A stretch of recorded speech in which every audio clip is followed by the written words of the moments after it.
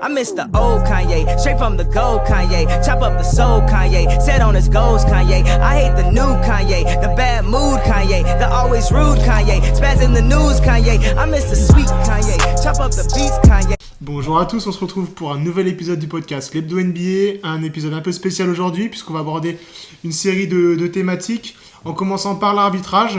En effet, Alexandre il est avec nous. Salut Alexandre. Bonjour Léo, bonjour les auditeurs, j'espère que vous allez bien. Alors Alexandre, on ne le présente plus, mais on va quand même le présenter aujourd'hui. Donc Alexandre, tu me coupes si je me trompe. T'es arbitre maintenant depuis l'âge de 16 ans. Ouais, c'est ça. T'es aujourd'hui à un très bon niveau d'arbitrage. T'arbitres notamment en 2e division féminine, 4e division masculine, et t'arbitres également dans le championnat Pro A Espoir. C'est ça, exactement. J'ai bien révisé. Ouais, bien résumé, bravo Léo. Bravo. Donc en fait, on va se poser plusieurs questions aujourd'hui. Ça va commencer sur ce podcast sur l'arbitrage. On pourra en faire plusieurs dans l'année, tout autour de ce que tu fais, c'est-à-dire tes moments quand tu es entraîneur, arbitre, donc différentes choses qui pourront nous intéresser. Aujourd'hui, on va se focaliser sur l'arbitrage. On va se poser une série de questions. La première, c'est est-ce que ta vision en tant qu'arbitre du basket est la même que celle que tu as en tant que joueur et celle que tu as en tant qu'entraîneur ? Ouh, tu commences déjà par les questions Léo. Moi, je tiens à préciser déjà, pas arbitre de très haut niveau, arbitre de pas trop mauvais niveau. Voilà, on va rétablir un peu les vérités. Alors pour répondre à ta question, non, je pense que la vision de l'arbitrage quand t'es joueur, entraîneur et quand t'es arbitre, t'as 3 visions totalement différentes. Je pense que quand t'es arbitre, t'es là pour faire respecter le règlement et t'es là pour gérer une rencontre. Quand t'es joueur, t'es là pour jouer, pour marquer des paniers, mais t'es tellement dans l'euphorie du moment que les erreurs d'arbitrage ou l'arbitrage en lui-même, sur certains moments un peu spécifiques où t'es un peu en crise, où c'est un peu compliqué, tu vas vite t'adresser à l'arbitre et tu vas pas regarder en fait l'arbitre en face, mais tu vas plutôt regarder la personne. Donc ça se dissocie un petit peu. Et la troisième, l'entraîneur, je dirais que t'es un joueur. Quand t'es entraîneur, tu joues avec l'arbitre. Parce qu'il y a des fois, tu peux prendre une faute technique exprès pour pouvoir réveiller un peu ton équipe. Si tu sens que l'arbitre est un petit peu fébrile, t'essayes d'appuyer sur les points qui font mal pour le mettre dans ta poche. Voilà. Donc c'est 3 visions totalement différentes, mais 3 visions qui sont intéressantes. Donc on va essayer tout de suite de rentrer dans le vif du sujet. Moi c'est ce qui m'intéresse, parce que c'est ce qui intéresse les gens aussi.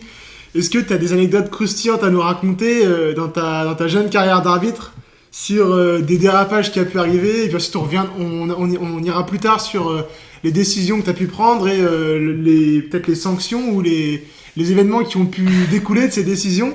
Mais est-ce que déjà pour commencer, tu as une anecdote qui te vient en tête dans ta carrière d'arbitrage ? Des anecdotes, j'en ai plein, bonnes ou moins bonnes, mais moi je pense que ce qui intéresse les gens, c'est un peu les anecdotes un peu intéressantes, tout ça c'est pas très bien passé, mais oui, plein d'anecdotes. Une anecdote là qui me viendrait en tête, je pourrais parler d'un match où il y a eu un envahissement de terrain qui c'était un peu original. En gros, j'ai arbitré un match de jeunes, je me souviens. Et je citerai pas les 2 équipes ni le lieu pour les laisser tranquilles. Et c'était voilà. Mais quand on est jeune, tu sais, c'est ce que je dis souvent, les matchs les plus importants à arbitrer, c'est les jeunes parce que t'as les parents qui suivent. Quand t'es jeune, tu joues une Coupe du Monde, donc c'était un match à enjeu. Et c'était un match où ça s'était mal passé à l'aller. Et à la base, on m'avait appelé pour dépanner et j'ai sifflé avec un petit jeune super sympa d'ailleurs. Et là-bas, en fait, c'était chaud et c'est même pas parti des gamins. Les gamins, ça allait très bien. Et dans les tribunes, il y a un moment, j'entends une insulte volée d'un supporter. Et j'entends la réponse du supporter et les 2 supporters commencent à se lever et commencent à se taper dessus. Et après derrière ça descend puisqu'il y a un gamin qui a répondu qui soutenait son parent. Et après derrière un autre est descendu. Enfin bon bref, c'était un gymnase à étage et ils sont descendus jusqu'à arriver sur le terrain et ça s'est tapé dessus. Donc on a dû arrêter le match. On a arrêté le match je crois pendant plus d'un quart d'heure ou 20 minutes, un truc comme ça. Et alors quand c'est comme ça, après vous reprenez ou vous faites un rapport et le match s'en arrête là, le score, ou est-ce qu'il est gelé, est-ce que le match est repris ultérieurement ? Quand c'est comme ça, il y a plusieurs cas de figure, mais le vrai cas de figure qui est normalement officiel, c'est tu arrêtes le match jusqu'à ce que ça se calme, quitte à virer tous les supporters dehors, et après derrière tu reprends le match. Donc si tu as arrêté 15 minutes, 20 minutes, une demi-heure, 1 heure, peu importe, il faut que tu reprennes le match derrière, il faut qu'il y ait un résultat final, il faut que le match se termine. D'accord, okay. Ça c'est la vraie règle. Après en anecdote croustillante, j'en ai une qui me fait toujours rire parce que bon c'est mon caractère et tu me connais Léo, mais je sifflais un match et il y a un coach qui a un peu débordé un peu débordé sur les paroles et j'ai mis une faute technique. Donc pour ceux qui connaissent pas, c'est une faute attribuée à un entraîneur et au bout de 2 t'es expulsé. Et je mets une première faute technique et l'entraîneur se fout de ma gueule, il rigole et il me dit t'as qu'à me mettre la deuxième. Et t'as les arbitres qui ont un peu peur, qui feront rien, et t'as ceux qui ont un peu plus de caractère. Et du coup je dis bah ok, je te mets la deuxième et puis je l'ai mis dehors. La queue entre les jambes, il m'a fait chier après, je te rassure. Donc voilà. Les deux. Différentes anecdotes. Est-ce que maintenant tu pourrais nous expliquer un peu, enfin entre guillemets, moi la question que je me suis toujours posée c'est quand on prend une décision, ça arrive forcément quand tu prends une décision mais que t'es pas sûr à 100% de la décision que tu prends. Est-ce que après tu peux revenir sur ta parole, quitte à perdre à mon avis un peu de crédibilité, ou est-ce que tu ne revois rien, tu restes dans tes positions, dans tes baskets, tu appliques la décision que tu as prise et puis tu rembarres un peu tous ceux qui viennent contester ta décision, même si au fond de toi après réflexion tu sais que t'as mal jugé la situation? C'est compliqué Léo, c'est compliqué et je vais mettre mes autres collègues à dos parce que réglementairement parlant c'est très mal vu de revenir sur ta décision. Donc d'ailleurs dans tous les matchs de haut niveau qu'on voit, les arbitres ils reviennent jamais sur la décision. Sauf quand il y a une review, mais... Voilà, une review c'est ça. Et encore sur les reviews qu'ils font, je vois très peu de décisions inversées. T'as raison, c'est vrai. Voilà. C'est pas très bien vu, voilà. Après, moi, personnellement, si tu me poses la question, moi, je suis partie prenante de revenir sur la décision. Et je pense que rien... alors, tu as plusieurs grades sur les fautes, mais sur des fautes standards ou sur des sorties standards qui impactent rien, pour moi, si c'est vraiment une grosse boulette que tout le monde l'a vu, il faut revenir sur la décision. Mais, réglementairement parlant, tu te fais taper sur les doigts après. Donc, pour répondre à ta question... Pourtant, sur la gestion du match, je pense que quand tu disais que les entraîneurs peuvent se mettre l'arbitre dans la poche, toi, tu peux peut-être te mettre aussi les deux camps dans la poche en te disant, en avouant un petit peu ton erreur. Très bien. Bah, en fait, t'as résumé. C'est pour ça que moi, j'ai pris ce parti pris-là. Je pense que là, ce que tu dis de siffler, tu dis putain, mais qu'est-ce que j'ai sifflé? C'est tout le temps. C'est tout le temps. Sur un match, tu le fais 4 ou 5 fois. Après, derrière, faut être honnête.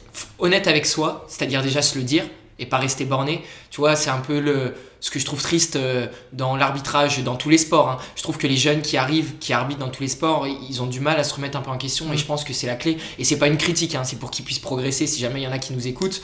Il faut être honnête. Si tu es honnête avec toi-même et que tu le dis, après derrière, tu es transparent et il faut le dire aux acteurs. Et moi, je sais que ce qui me permet de bien gérer... Moi, je pense que je suis l'arbitre dans ma division qui fait le plus d'erreurs, honnêtement.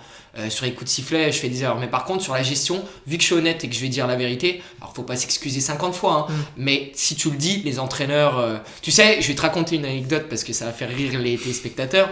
L'année dernière, je siffle mon premier match de N2 amical en revenant de vacances, donc c'était au mois d'août. Donc je te laisse imaginer dans quel état j'étais encore un peu fatigué. Et je siffle un match de N2, et le premier coup de sifflet que je siffle... invention totale, et le coach il m'engueule et je me souviens, je vais vers le coach comme ça, je le regarde, je le prends dans les bras comme ça, tu sais, par l'épaule, et je lui dis écoute, moi je suis arrivé de vacances il y a 2 jours, j'ai encore le décalage horaire, je lui dis je suis encore à l'apéro à cette heure là de base, donc je lui dis s'il te plaît laisse-moi tranquille au moins un quart temps, après je vais me remettre dedans. Et en fait l'entraîneur il a compris que c'était une erreur, il a rigolé, et on est tous pareils, on est des humains avant d'être des acteurs, et c'est passé crème. Voilà. Ensuite, alors un autre point qui me questionne depuis un moment, ce qui m'impressionne à haut niveau, que ce soit en NBA, dans le FIBA, c'est entre guillemets l'œil sur une action ultra rapide, où souvent dans la raquette il y a du monde, souvent dans la raquette quand Ja Morant y pénètre, ça va vite. Ah ouais, oui. Les coups de sifflet, en fait c'est des fois, pourtant ça fait très longtemps que j'arrête du basket. Et je me dis, mais il siffle, est-ce qu'il siffle parce qu'il y a quelque chose? Ou est-ce qu'il siffle parce qu'il y a tellement de monde, il y a tellement de chahut dans la raquette, qu'il se dit, je suis obligé de siffler parce que sinon, ils vont venir vers moi, ils vont contester, parce qu'il y a eu une pénétration, il y a eu un peu de grabuge dans la raquette, on sait pas trop qui a fait quoi, qui est qui, où, quand, comment, mais il y a un coup de sifflet. Ouais, c'est vrai, t'as raison. Alors, il y a 2 points, je pense, je vais donner juste 2 réponses rapides. La première, c'est que quand il y a du monde et qu'il y a du chahut, pour l'arbitre, c'est la facilité de siffler. Parce que t'arrêtes le jeu et t'es sûr qu'après, il se passe plus rien. Tandis que si tu siffles pas, tu peux laisser l'action escalader, tu sais, mettre des coups, rendre, ce qu'on appelle action-réaction, tu vois. Donc la facilité, comme tu dis, quand il y a du monde et tout, que tu sais pas trop, tu siffles, comme ça au moins ça s'arrête, même si c'est une erreur, au moins t'as pas de souci derrière. Mais c'est pas forcément bien parce que du coup, t'as des coups de sifflet réactifs et non sur l'action. Après, la deuxième la deuxième réponse, c'est que les arbitres à haut niveau, c'est pratiquement leur boulot. Les heures de travail dans la semaine sur l'analyse vidéo de leur match, c'est énorme. Et en fait, ton cerveau, nous, ce qu'on nous apprend à un peu moins haut niveau, mais ce qu'on nous apprend, c'est à regarder des clips, regarder des clips. Parce qu'au final, tu te rends compte que les actions, c'est souvent les mêmes. Et en fait, si tu habitues ton cerveau à regarder l'action et à savoir quel coup de sifflet il faut donner, en fait, quand tu vois l'action en réel, elle a beau être rapide, la réalité c'est que tu la vois pas. Mais vu que tu l'as vue et que tu l'as engrangée dans ton cerveau, que c'est la même que ce que tu as travaillé par exemple la veille sur l'ordi, et tu siffles et tu sais que tu as raison. En fait, c'est là où le travail vidéo est super important, et c'est là où les personnes qui disent que les arbitres travaillent pas et que les joueurs travaillent la semaine, les entraîneurs travaillent, c'est faux. Les arbitres travaillent et ça fait partie du travail. Donc t'apprends un truc en avance, t'apprends une situation et après dès qu'elle se reproduit, tu siffles. Et c'est pour ça que quand tu poses la question de la rapidité, au final c'est très rapide, mais vu que tu l'as déjà vu, tu siffles. Ok. Je vais te poser une autre question, un peu plus ouverte, concernant la condition physique. Ça me vient en tête maintenant. Est-ce que... Alors, concrètement, pour prétendre au haut niveau, on va dire que tu es à la porte du haut niveau dans ta division actuelle. Physiquement, dans quel état il faut se trouver? Et quand on voit, entre guillemets, certains arbitres, des fois, surtout dans les sports US, physiquement, on va dire que c'est pas le top du top. Et alors, est-ce qu'il y a du piston? Je pense que je connais la réponse, mais j'ai envie de savoir. Et physiquement, en fait, quelles sont les exigences pour rentrer, ou pour en tout cas taper à la porte du haut niveau? C'est une question ouverte, donc je vais essayer de brosser un peu tous les panneaux, tu vois. Déjà, il y a une différence entre les arbitres US et les arbitres européens. Les arbitres européens, tu vois pas un arbitre qui est en surcharge pondérale ou qui est un peu costaud. Les arbitres US, je me pose la question et je répondrai après. Oui, j'en vois certains, je me dis c'est compliqué. Donc non, mais c'est vrai, il faut se dire la vérité. Après, les exigences, maintenant, il faut être prêt physiquement. Voilà, donc on a des tests en chaque début de saison, milieu de saison, on a des tests physiques avec des paliers, donc le test Luc Léger que tu connais, avec des paliers à faire, et c'est ce qui engage, c'est ce qui atteste ta capacité physique. Donc quand tu es jeune, je vais dire la vérité, tu peux et faire la fête et arbitrer. Parce que tu as la condition, tu cours. Quand tu commences à prendre un peu plus d'âge, là il faut commencer à faire attention. Et moi je vois beaucoup de mes collègues qui sont un peu plus vieux, qui se préparent, qui font pas d'abus. Là tu vois, il y avait un test physique au niveau à la reprise juste après les fêtes. Mes potes, ils ont pas fait la fête. Donc en fait, pour prétendre à haut niveau, et là je vais ouvrir sur un sujet de société, c'est que tu dois rentrer dans un moule et dans une case. Et là, la mouvance qui est dans la société, et qui n'est pas que dans l'arbitrage, c'est qu'on cherche, qu'est-ce qu'on voit sur Insta, des gens qui font du crossfit, des gens qui font de la muscu, des gens qui prennent des protéines, des corps sculptés, et pareil pour les filles. Et c'est un peu la mouvance qui est en train de se créer dans l'arbitrage, c'est qu'on cherche avant quelqu'un qui soit charismatique, qui soit imposant, qui soit musclé, qui soit dense, et après on cherche un arbitre de basket en fait. Et du coup, pour répondre à ta question, moi je trouve que tant que tu peux courir sur le terrain, que tu sois gros, que tu sois mec, que tu sois jaune, que tu sois noir, que tu sois moche, que tu sois beau, si tu arrives à courir et que tu es prêt physiquement, même si tu as un peu de bedaine, arbitre. Parce que pour moi, la condition physique, oui, il la faut, mais je te caricature. Moi, si je dois observer un arbitre demain, si j'ai un arbitre qui est un peu en surcharge pondérale, mais sur chaque coup de sifflet, il a raison et personne ne dit rien. Et à l'inverse, un arbitre qui est super bien physiquement, les tablettes et tout, mais qui se trompe à chaque fois, je sais quel arbitre je vais sélectionner. Mais malheureusement, le haut niveau, c'est plus comme ça. Et je pense qu'en NBA, pour répondre à ta question, je pense qu'en NBA, c'est pire qu'en Europe. Je pense que tu dois placer certaines personnes, tu as beaucoup de connaissances. Moi, quand j'entends certains articles sur certains arbitres NBA qui arbitrent encore alors qu'ils font des paris sportifs ou qui ont des gros soucis avec des joueurs, on va pas citer les noms, tu vois, et qui restent dans l'activité, tu te dis que il n'y a pas que ta performance arbitre. Donc voilà, donc je pense que c'est difficile d'accéder au haut niveau maintenant parce que si tu fumes, je caricature, c'est pas une critique non plus, mais si tu fumes beaucoup, que tu bois beaucoup, que tu as une mauvaise hygiène de vie, je pense que maintenant tu peux plus prétendre à haut niveau. Voilà. En fait, ça rejoint un petit peu ce qu'on attend d'un sportif de haut niveau, en fait, d'un acteur, d'un basketteur, d'un footballeur, d'un mec de F1. Enfin, c'est Ouais. l'hygiène de vie prime maintenant avant tout, même chez les arbitres. Je vais te répondre, hein, Ronaldinho, des joueurs comme ça qui ont, ou même Neymar, hein, on va, voilà, c'est des joueurs qui font la fête, mais qui n'avaient pas l'hygiène de vie propice, entre guillemets, qui auraient peut-être pu exploser si l'hygiène était vraiment bien. Et ben les arbitres, c'est exactement pareil. T'as tout compris, c'est exactement le même principe. Mais je te dis, ce qui est dommage, c'est que Ronaldinho et Neymar, ils avaient une hygiène de vie déplorable, mais ils sont énormes en tant que joueurs. Ils sont bons.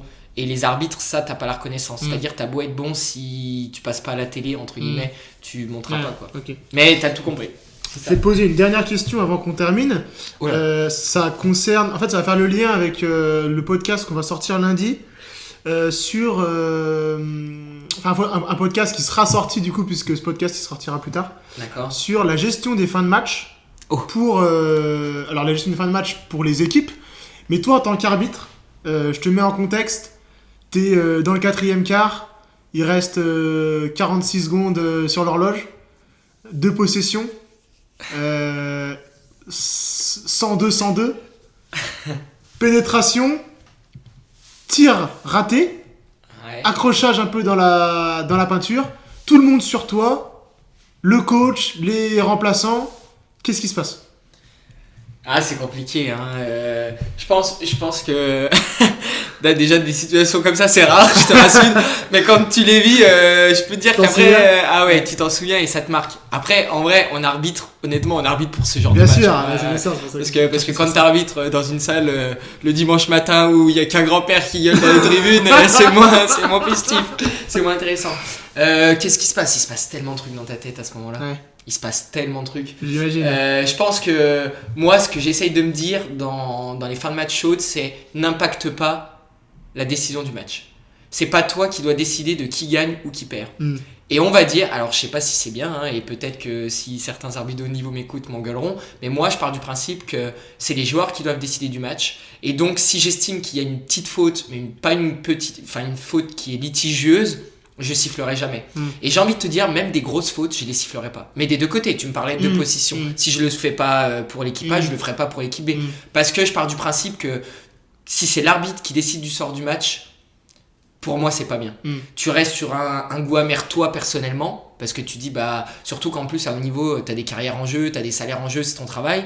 Donc tu te dis, tu peux faire perdre le boulot à quelqu'un, et moi j'arriverai pas à me regarder dans la glace. Donc première chose que je me dis dans ce moment-là, ne décide pas du sort du match, c'est les joueurs qui décideront. Donc, entre guillemets, dans les 2 dernières minutes, je siffle plus rien, si tu veux savoir. Jouer, pas de sang, pas de coup de sifflet. Non, je caricature un peu le truc, mais... Et après, moi, en fait, quand j'étais gamin, je sifflais et j'avais les coachs qui me gueulaient dessus. Et depuis que je suis passé dans ce mode de fonctionnement-là, les coachs me disent rien. Parce qu'ils préfèrent que j'oublie une erreur, que j'oublie une faute dans le money time, que j'en invente une. Et donc, bien sûr, et donc bien sûr. voilà. Et donc les coachs au final, ils vont gueuler à l'instant T, les joueurs vont gueuler aussi un petit peu, mais au final ils seront contents parce que c'est pas toi qui auras décidé du sort du match. Après, dans les 2 dernières minutes, les coachs sont fous, les joueurs sont fous, et c'est là où c'est important de voir si tu as du charisme et un peu de caractère pour pouvoir parler sans sanctionner. Et comprendre. Et c'est ça l'utilité pour rejoindre, et je vais faire un lien avec ta première question. Ce qui est intéressant dans tous les sports, c'est de continuer à jouer, peu importe le niveau, hein, même du loisir, continuer à jouer, entraîner un petit peu, même si c'est pas ton boulot, assister à des entraînements et arbitrer, parce que vu que tu connais les 3 pans du sport, quand t'es arbitre, tu comprends un peu la frustration dans les 2 dernières minutes, et du coup t'essayes de discuter. T'envoies 2-3 vannes, ils vont s'énerver un petit peu, et après c'est détendu. Et comme j'ai dit...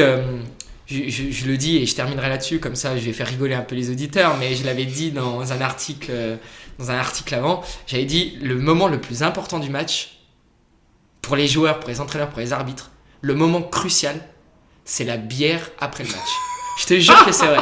Parce qu'une fois que tout le monde s'est douché, que tout le monde est redescendu, que tout le monde est content, tu te payes une bière et l'alcool réuni. Ouais, on a beau dire, mais c'est vrai. Et au final, dans ces moments-là, t'échanges, tu t'expliques, tu parles de tes erreurs et tout, et les entraîneurs, c'est ce qu'ils kiffent. Et après, tu le revois Même le si lendemain. l'abus d'alcool est dangereux pour la santé. L'abus d'alcool est dangereux pour la santé.